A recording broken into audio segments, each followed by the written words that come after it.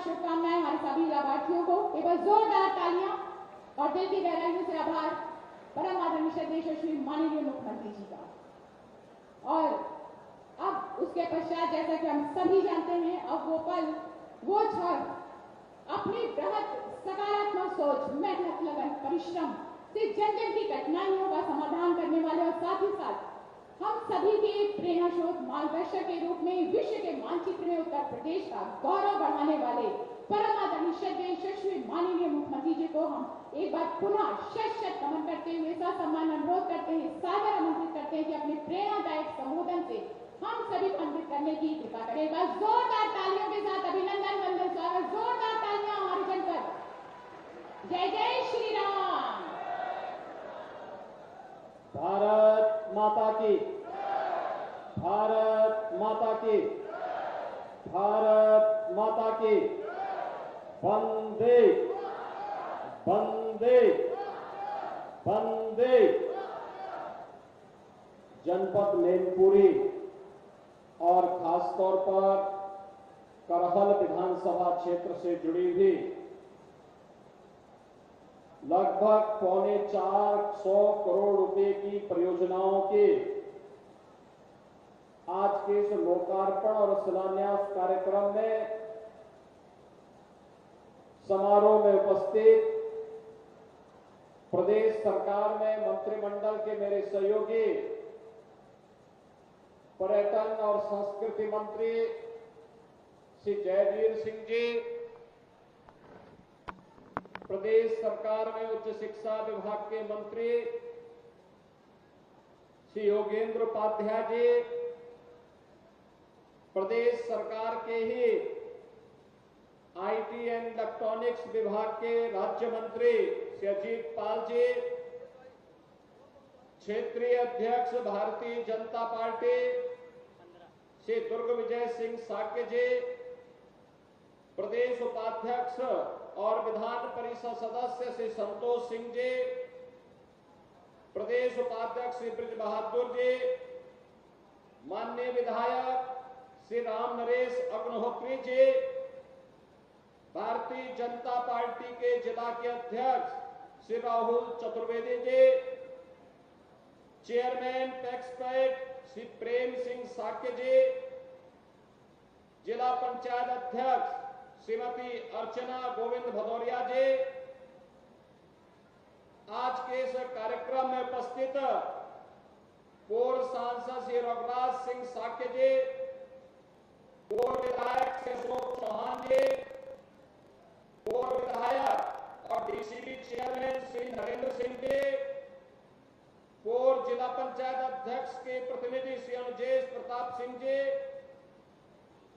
आज के इस कार्यक्रम में उपस्थित पूर्व जिलाध्यक्ष श्री अरविंद तोमर जी, शिवदत्त भदौरिया जी, प्रदीप सिंह चौहान जी, चेयरमैन गिरोर यतेंद्र जैन जी, चेयरमैन बरनाल शशि गोविंद योगेंद्र गुप्ता जी,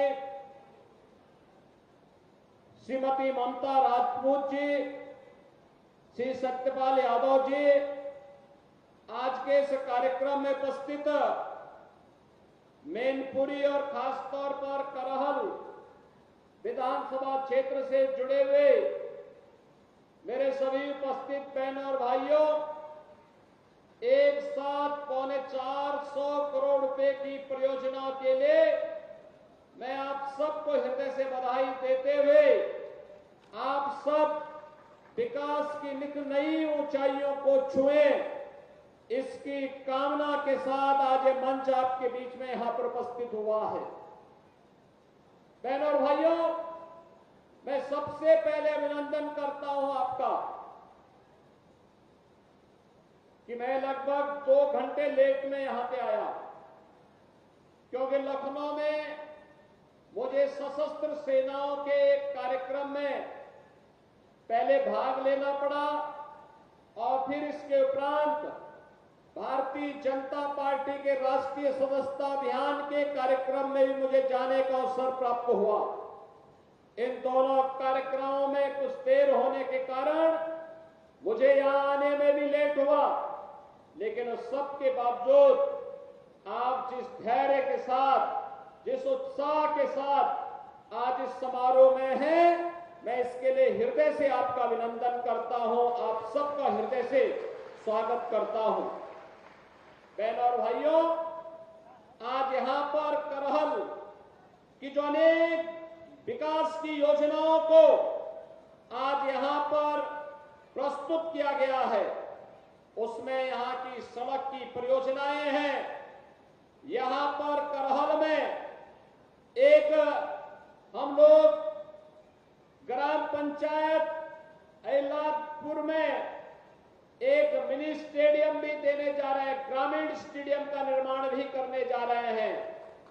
और एक प्रदेश के अंदर यहां करहल विधानसभा क्षेत्र में हम लोग फायर टेंडर, कहीं आग लगती है तो उसके लिए, आग को बुझाने के लिए, नियंत्रण करने के लिए एक फायर टेंडर की स्थापना के कार्य का भी आज शिलान्यास किया जा रहा है।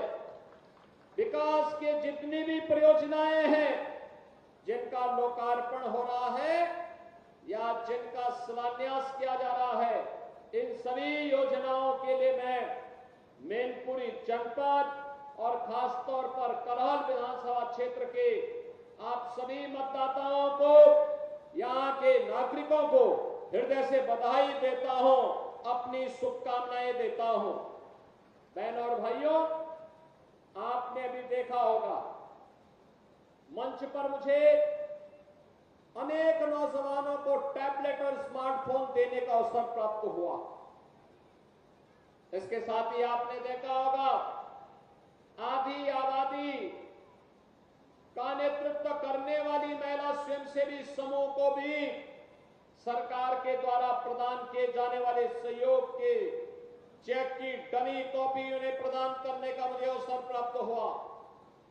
आपने देखा होगा गरीबों को प्रधानमंत्री आवास और मुख्यमंत्री आवास की चाबी सौंपने का भी एक अवसर मुझे प्राप्त हुआ।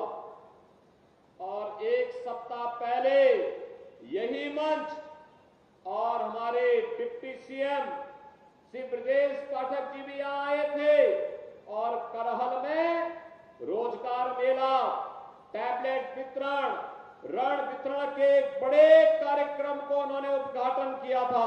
हजारों नौजवानों को रोजगार मिला था, हजारों नौजवानों को उद्यम लगाने के लिए ऋण दिया गया था और हजारों नौजवानों को टैबलेट और स्मार्टफोन वितरण करने का कार्य भी किया गया था। मैं पूछना चाहता हूं बहनों और भाइयों, मैनपुरी जो कभी वीवीआईपी जनपद माना जाता था, लेकिन विकास के कार्य में क्यों पिछड़ गया? मैनपुरी तो हमारे ऋषियों की धरती रही है, मयन ऋषि से जुड़ी हुई धरती रही है, मार्कंडे ऋषि से जुड़ी हुई धरती रही है। यह धरती च्यवन ऋषि के साथ जुड़ी रही, इसका संबंध रहा है और इस धरती का संबंध देश के स्वाधीनता आंदोलन से जुड़े हुए स्वाधीनता संग्राम सेनानियों से इसका संबंध रहा है। फिर पहचान का मोहताज करने वाले कौन लोग हैं आपके सामने? ये वही लोग हैं जिन लोगों ने आपके सामने जो पहचान का संकट खड़ा किया, आपके सामने पहचान का संकट खड़ा किया, प्रदेश के सामने, उनके सामने अपने अस्तित्व का संकट खड़ा किया। इन लोगों ने सामाजिक ताने बाने को छिन्न भिन्न किया, अराजकता और गुंडागिर्दी इनके डीएनए का हिस्सा है और प्रदेश में इनका मॉडल देखना है तो मॉडल इनका विकास का नहीं है। ये लोग विकास का नहीं, विकास के कार्यों में लूट मचाने वाले लोग हैं। आपने इनके कारनामों को देखा होता, इनका कारनामा वही है जो अयोध्या में एक निषाद बेटी के साथ समाजवादी पार्टी के नेता के द्वारा किया गया था। इनके घिनौने कृत्य वही है जो लखनऊ में एक बेटी को कैसे इन लोगों के द्वारा गिराया जाता है, ये इनका चेहरा है और इनके वास्तविक कारनामे देखने हो तो कन्नौज में घटित घटना और नवाब ब्रांड ये समाजवादी पार्टी का वास्तविक चेहरा है। आज मैं आप सबसे यही कहने के लिए आया हूं कि बहनों और भाइयों, पहले सामाजिक ताने बाने को इन्होंने छिन्न भिन्न किया,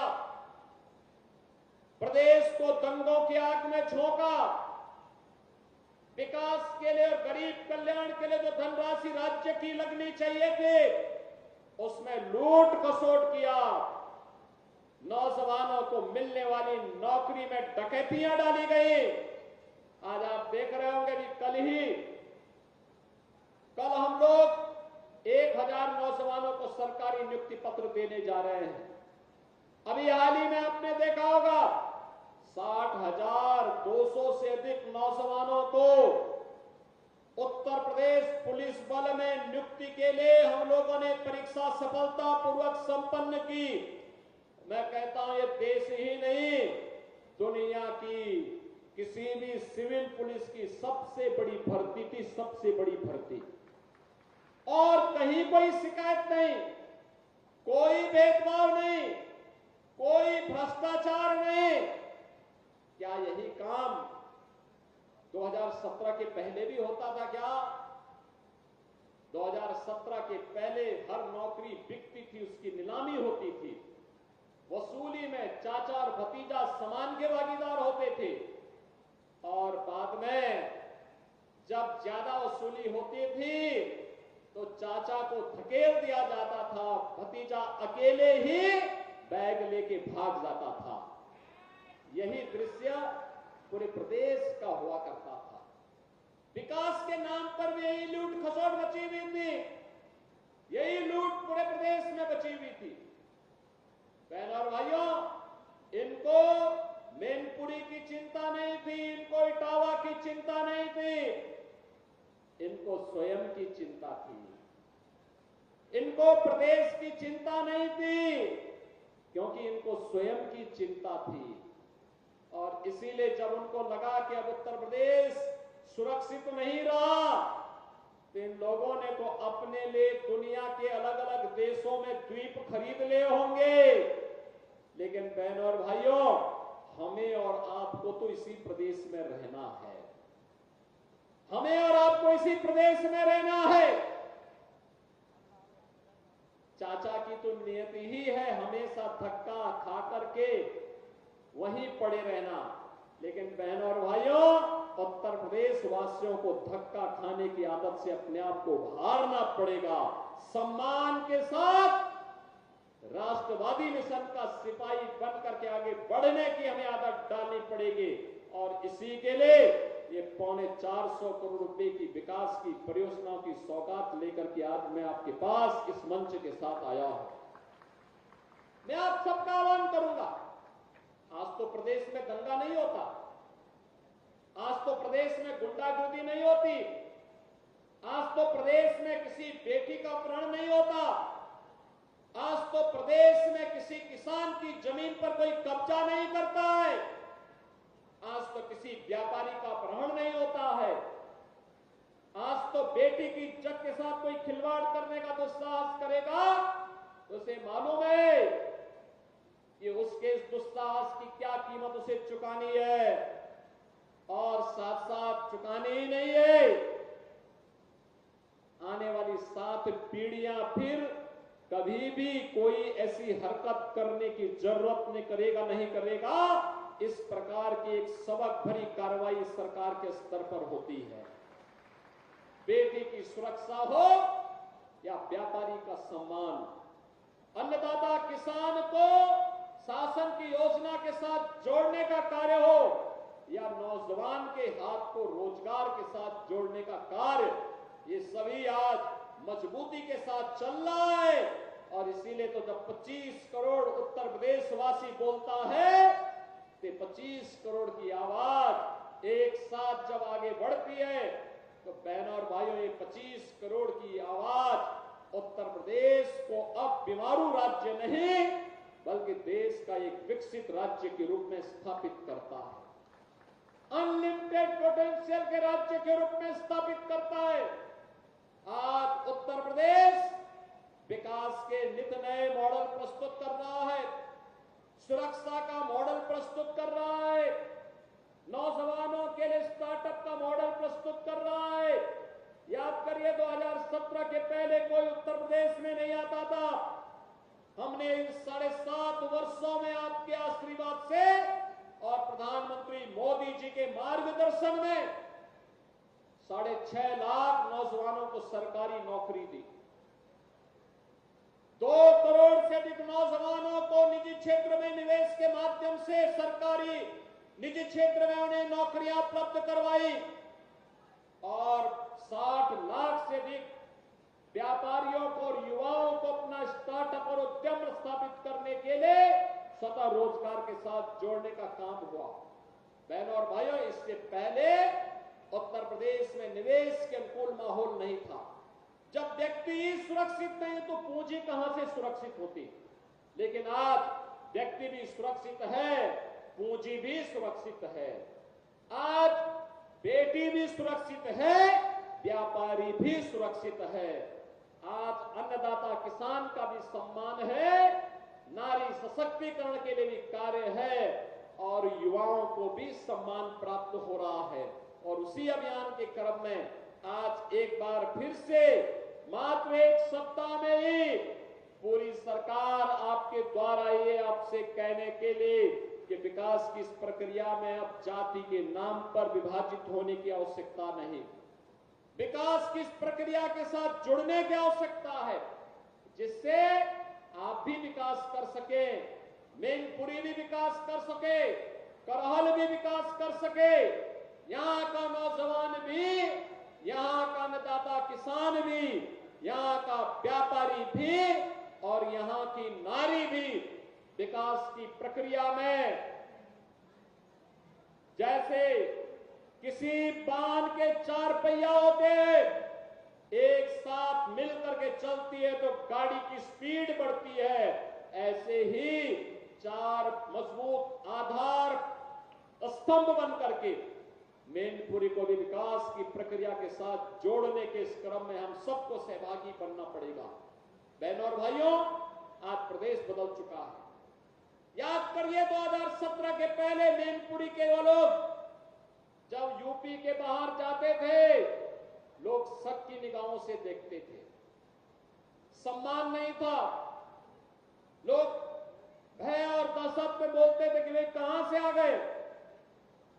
होटल की बात तो दूर, धर्मशाला में भी कमरा नहीं मिल पाता था। बहनों और भाइयों, आज आपके सामने पहचान का संकट नहीं है। भारतीय जनता पार्टी की डबल इंजन सरकार ने जो कहा सो करके दिखाया। हमने कहा था अपराध और अपराधियों के प्रति 0 टॉलरेंस की नीति के तहत कार्य करेंगे, आज आपको ये दिखाई दे रहा होगा। हमने कहा था कि प्रदेश को निवेश का ड्रीम डेस्टिनेशन बनाएंगे, आज 40 लाख करोड़ रुपए का निवेश इसका उदाहरण है। हमने कहा था कि हम लोग उत्तर प्रदेश को इंफ्रास्ट्रक्चर का मॉडल खड़ा करेंगे, आज एक्सप्रेसवे, हाईवे और inter state connectivity, air connectivity इसका उदाहरण है। हमने कहा था उत्तर प्रदेश में देश का सबसे अच्छा निवेश करवाएंगे, 40 लाख करोड़ रुपए के निवेश आज उत्तर प्रदेश के अंदर होने जा रहे हैं। बहनों और भाइयों, हम लोगों ने कहा था कि उत्तर प्रदेश को देश की अग्रणी अर्थव्यवस्था बनाएंगे।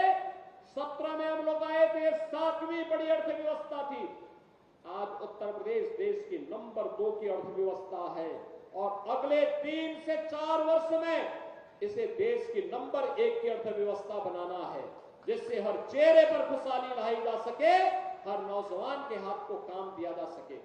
हमने कहा था कि हिंदुओं की आस्था का सम्मान करेंगे। आज आप देख रहे होंगे काशी में काशी विश्वनाथ धाम है, आज आप देख रहे होंगे अयोध्या में रामलला का भव्य मंदिर का भी निर्माण हो गया है। अब इसमें कोई संदेह है क्या? कोई संदेह है क्या? अयोध्या के मामले में, काशी के मामले में कोई संदेह है क्या? और मथुरा वृंदावन में भी कार्य युद्ध स्तर पर आगे बढ़ रहा है, विकास के कार्य नए सिरे से आगे बढ़ रहे हैं। ये समाजवादी पार्टी की सरकार थी तो ये तो जन्माष्टमी के अवसर पर इन्होंने भगवान कृष्ण की जन्माष्टमी के आयोजन पर रोक लगा दी थी, नहीं मनने दी थी, क्योंकि जन्माष्टमी में परित्राणाय साधुनाम विनाशाय च दुष्कृताम का उद्घोष करने वाले श्री कृष्ण भगवान के द्वारा इस उद्घोष से कुछ लोगों को परेशानी होती थी, इसलिए समाजवादी पार्टी के सरकार में उनके नेताओं ने बैन कर दिया था। जब मैं आया था 2017 में सरकार में आया तो बहनों और भाइयों मैंने कहा भी जन्माष्टमी में क्या आयोजन होता है? लोगों ने कहा कोई आयोजन नहीं होता है। अरे हमने कहा एक ही तो आयोजन है जो जेल में, थानों में और पुलिस लाइन में होता है। इसको धूम धड़ाके के साथ इस आयोजन को आयोजित करो, जिससे भगवान कृष्ण के बताए मार्ग पर चल करके समाज सज्जनों की रक्षा कर सकेगा और दुर्जनों से कायदे से निपटने का काम भी कर सकेगा। और बहनों और भाइयों, आज मुझे बताते हुए प्रसन्नता है, जन्माष्टमी का आयोजन पूरी भव्यता के साथ सभी 1585 थानों में, 75 जनपदों में, सभी जेलों में और निजी आयोजन के अवसर पर भी हर गांव, हर शहर में कहीं झांकी निकल रही है, कहीं शोभा यात्रा निकल रही है, कहीं डोल यात्रा निकल रही है, पूरी भव्यता के साथ आयोजित हुआ। पर्व और त्योहार का क्या महत्व होता है, यह भारत के अंदर आकर के लोग देखें। भारत की विविधता, भारत के अंदर पर्व और त्योहारों की परंपरा इसका उदाहरण है और यह भारत की पहचान भी है। उस पहचान को बनाए रखने के लिए सरकार के स्तर पर प्रयास हो रहे हैं, नए नए अभियान चल रहे हैं। और आज मैं आपको यही आश्वस्त करने के लिए आया हूं कि बहनों और भाइयों, सरकार विकास के साथ भी आपको जोड़ना चाहती है, सरकार नौकरी और रोजगार के साथ भी जोड़ना चाहती है, सरकार हर तबके के उत्थान के लिए कार्य करने के लिए पूरी तत्परता के साथ कार्य कर रही है। आप भी भारतीय जनता पार्टी की डबल इंजन सरकार के इस अभियान का हिस्सा बने, इसके लिए आज मैं आपके पास आया हूं। आज के इस अवसर पर आपको मैं एक बार फिर से जो 450 करोड़ रुपए की परियोजनाओं की सौगात आज मैनपुरी वासियों को, खासतौर पर करहल विधानसभा क्षेत्र वासियों को प्राप्त हो रही है, जिसमें सड़क का भी है, पेयजल का भी है, स्कूल का भी है, स्वास्थ्य सेवाओं का भी है, स्टेडियम का भी है और अन्य अग्निशमन केंद्र का भी है। इन सब की एक बार फिर से हृदय से बधाई देते हुए आप सबके प्रति मैं अपनी शुभकामनाएं देता हूं और विश्वास व्यक्त करता हूं कि आप सबका आशीर्वाद भारतीय जनता पार्टी को अनवरत प्राप्त होता रहेगा। इस विश्वास के साथ आप सबके प्रति मेरी मंगलमय शुभकामनाएं हैं। धन्यवाद। जय हिंद।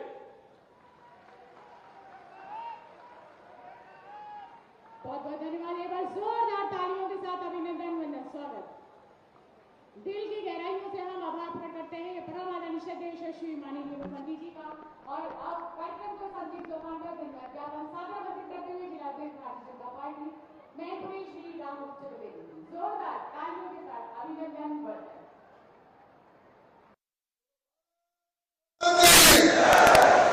आज के मंच पर उपस्थित हम सबके नेता, पूरे भारतवर्ष में बुलडोजर बाबा के नाम से पहचाने जाने वाले उत्तर प्रदेश के दक्षिणी मुख्यमंत्री आदरणीय योगी आदित्यनाथ जी, मंच पर उपस्थित आदरणीय क्षेत्रीय अध्यक्ष गुरुविजय साकी जी, आदरणीय संतोष सिंह जी, आदरणीय जयवीर सिंह जी, सभी मंत्रीगण, सभी नेतागण, यहाँ उपस्थित सभी संजन सबका है, मैं आप सबका बहुत बहुत धन्यवाद और बहुत बहुत आभार प्रकट करता हूँ। बहुत बहुत धन्यवाद।